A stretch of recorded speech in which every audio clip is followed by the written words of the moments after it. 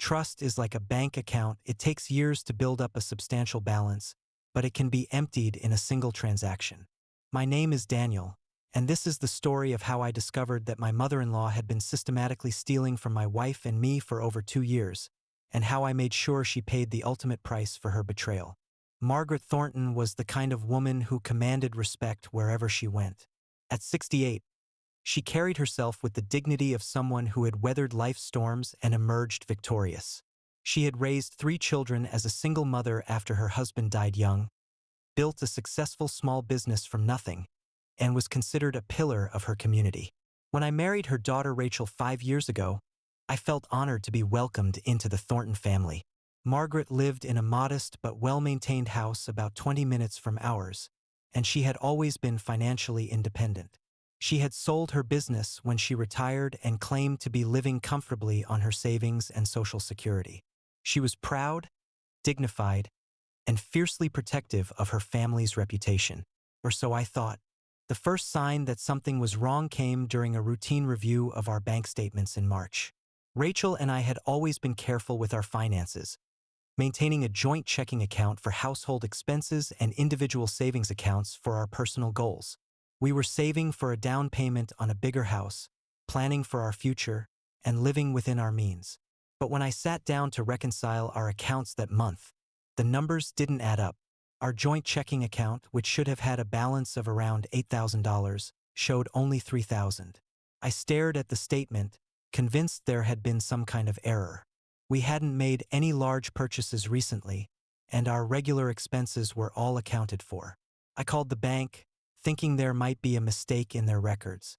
But the customer service representative confirmed that the balance was correct and walked me through the recent transactions. Most of them were familiar: our mortgage payment, utilities, groceries, gas. But scattered throughout the past 2 months were several withdrawals I didn't recognize. $200 here, $300 there, sometimes $500 at a time. All of them were ATM withdrawals made with our debit card, but I knew I hadn't made them, and when I asked Rachel that evening, she was equally confused. "I haven't been taking out cash," she said, frowning at the bank statement. "I use my credit card for almost everything. Are you sure you didn't make these withdrawals?" I was certain I hadn't. We both checked our wallets, and our debit cards were exactly where they should be. Neither of us had lost our card or given our PIN to anyone. The withdrawals were a mystery that made both of us uncomfortable. "Maybe we should call the bank and report fraudulent activity," Rachel suggested. But something about the pattern of withdrawals bothered me. They weren't random or obviously criminal. They were spread out over time, never large enough to trigger automatic fraud alerts, and they seemed almost careful, calculated, as if someone who knew our account balance was taking just enough to avoid immediate detection. I decided to do some investigating before we involved the bank's fraud department. The next day, I went to the branch where most of the withdrawals had been made. It was a location we rarely used, about 15 minutes from our house in the opposite direction from where we usually shopped or worked. I spoke with the branch manager and asked if they could provide me with any additional information about the withdrawals. "I can't give you specific details without a police report," she explained, "but I can tell you that all of these transactions were made with your debit card and the correct PIN. The person making the withdrawals would have had to know both pieces of information." That narrowed it down significantly. Only a handful of people knew our PIN: Rachel, myself, and Margaret. We had given Margaret our debit card and PIN about 6 months earlier when she had offered to do some grocery shopping for us while we were both dealing with a particularly busy period at work. She had been helpful and considerate, picking up everything on our list and returning our card promptly. We had thought nothing of it at the time. But now I wondered if Margaret had memorized our PIN and somehow gotten access to our card again. The thought seemed absurd. Margaret was Rachel's mother, a woman who had always been scrupulously honest and had raised her children to value integrity above all else. She had never asked us for money, never seemed to be struggling financially, and had always insisted on paying her own way when we went out to dinner or took family trips. But the evidence was troubling, and I decided I needed to investigate further before saying anything to Rachel. Accusing her mother of theft would be devastating to their relationship, and I wanted to be absolutely certain before I made such a serious allegation. I began monitoring our account more closely, checking the balance online every day and setting up alerts for any transactions over $50.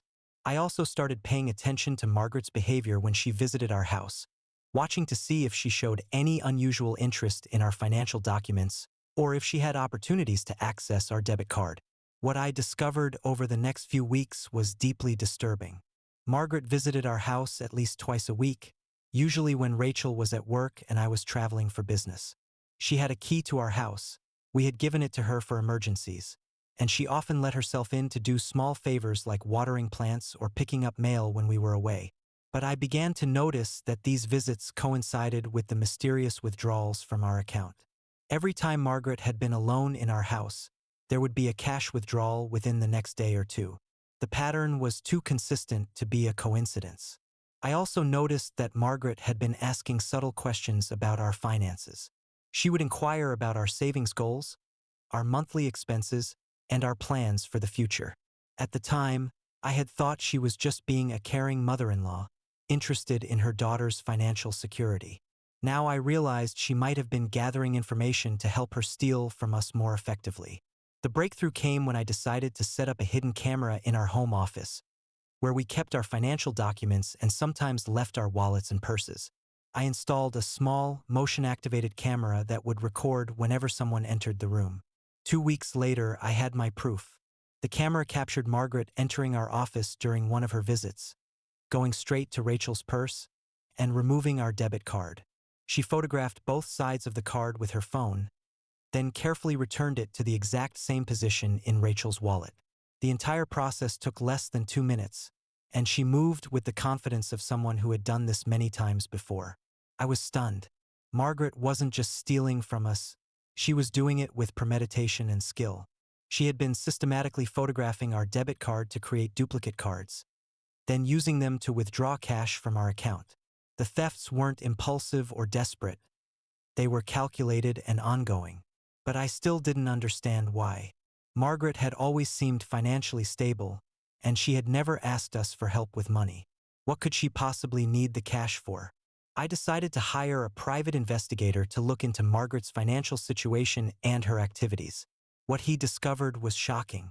Margaret Thornton was not the financially independent retiree she pretended to be. She was deeply in debt, owing money to credit card companies, medical providers, and even some questionable lending institutions. Her business hadn't been as successful as she had claimed, and she had been living beyond her means for years. But more disturbing than her financial problems was how she was spending the money she stole from us. Margaret had developed a gambling addiction, spending hours at local casinos and losing thousands of dollars on slot machines and card games. The cash she withdrew from our account was funding her gambling habit, and she had been doing it for over 2 years. The private investigator estimated that Margaret had stolen nearly $30,000 from our joint account over that period. She had been careful to take small amounts that wouldn't be immediately noticed, but the cumulative theft was substantial. Money that Rachel and I had been saving for our future had been feeding Margaret's addiction. I was furious, but I was also strategic. I wanted Margaret to face consequences for her theft, but I also wanted to protect Rachel from the devastating knowledge that her mother had been systematically stealing from us. I decided to confront Margaret privately and give her a chance to make restitution before involving Rachel or the authorities. I arranged to meet Margaret at a coffee shop near her house, telling her I wanted to discuss a surprise for Rachel's upcoming birthday. She arrived looking pleased and expectant, clearly thinking she was going to be part of some thoughtful gesture for her daughter. Instead, I placed a folder on the table between us containing bank statements, photographs from the hidden camera, and the private investigator's report on her gambling activities. "Margaret," I said quietly, "we need to talk about the money you've been stealing from Rachel and me."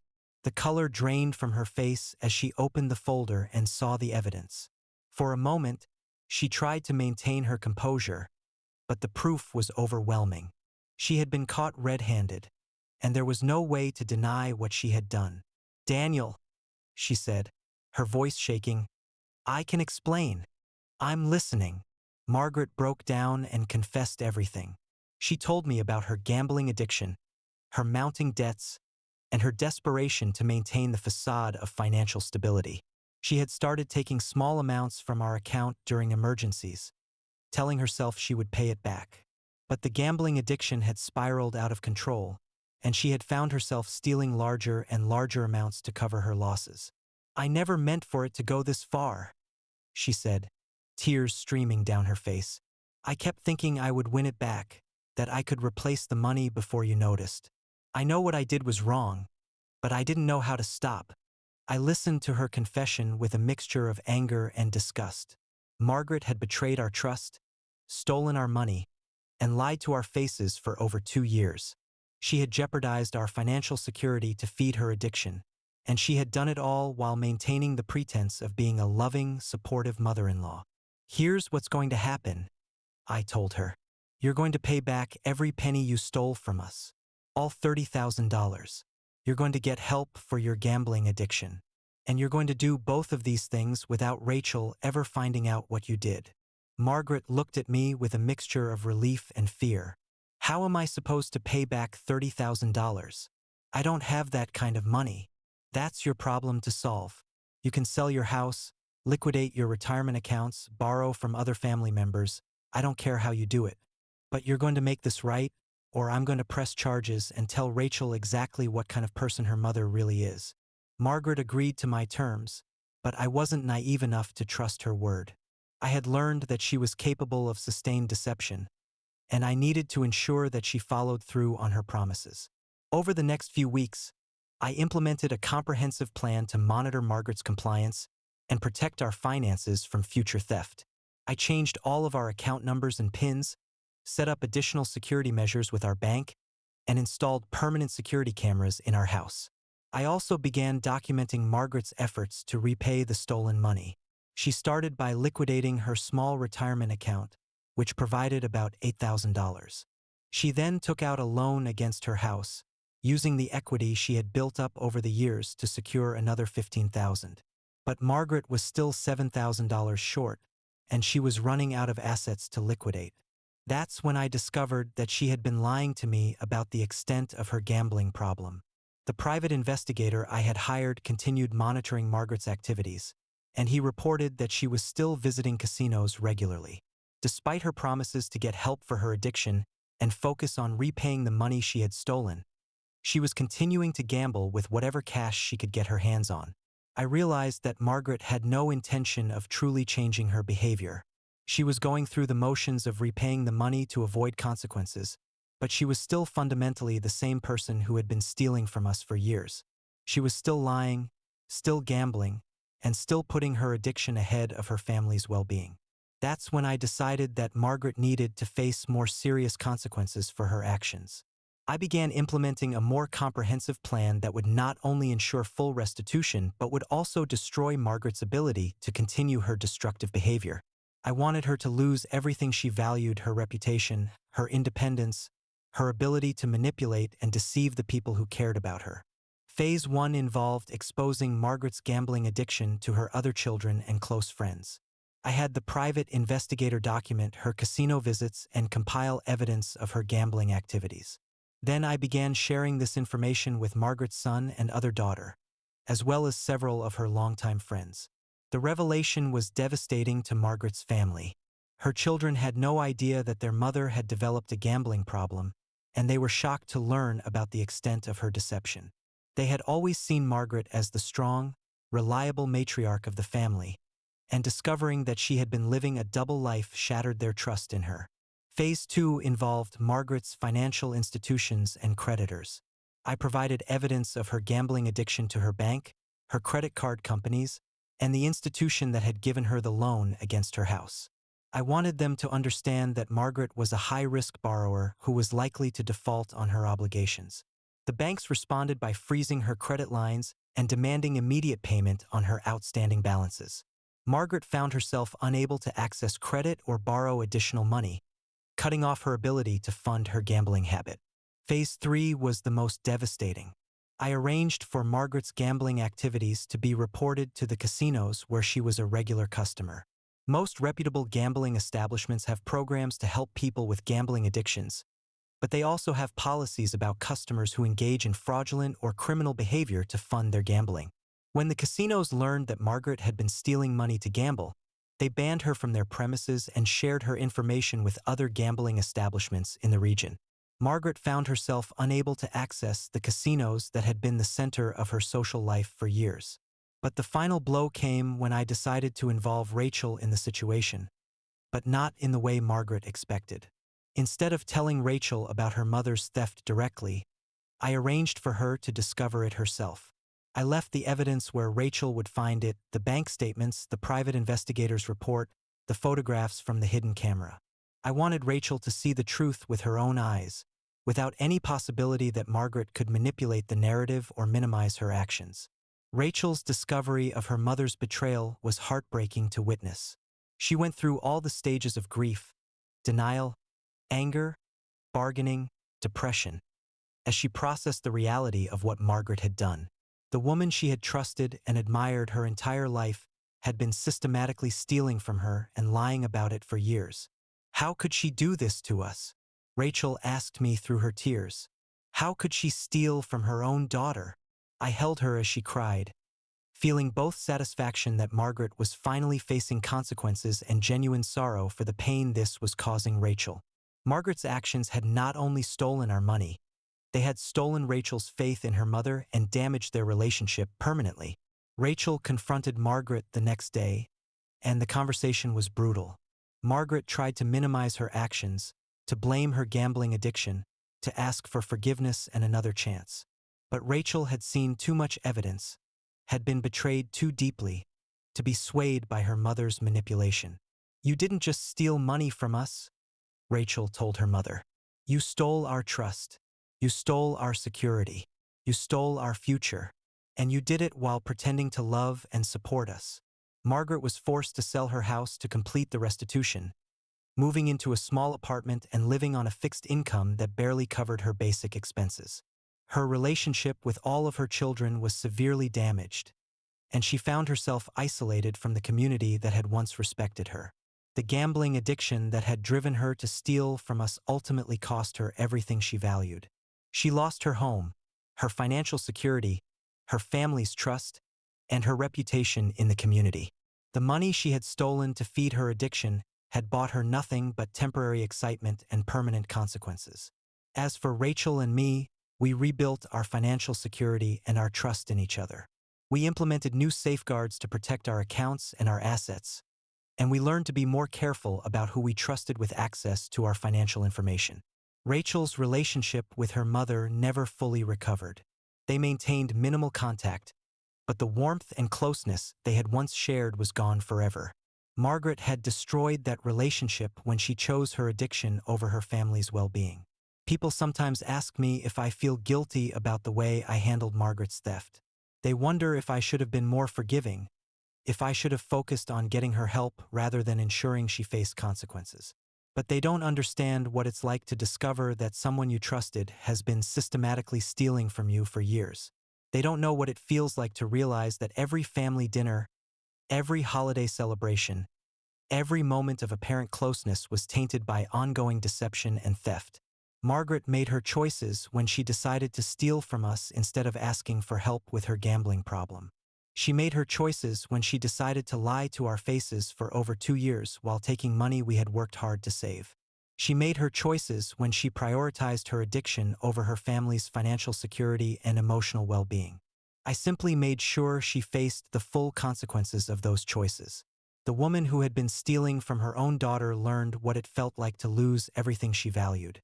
The woman who had been living a double life discovered what happened when that deception was exposed to the light of day. Margaret got exactly what she deserved, and Rachel and I got the opportunity to build a stronger, more secure future, free from the toxic influence of someone who had been betraying us while pretending to love us. Today, Rachel and I have been married for 5 years, and we've built a life based on complete honesty and mutual trust. We've learned to value transparency in all our relationships, and we've become more careful about protecting ourselves from people who might take advantage of our generosity. The best revenge isn't just exposing someone's crimes or ensuring they face consequences. It's building a life so strong and secure that their betrayal can't destroy what you've worked to create. Margaret wanted to steal our money to fund her gambling addiction, but she ended up losing everything she had worked to build over her lifetime. The theft that was supposed to solve her problems became the catalyst for losing her home, her family, and her reputation. Sometimes the best revenge is simply letting someone discover that their actions have consequences, and that the people they've betrayed are stronger than they ever imagined.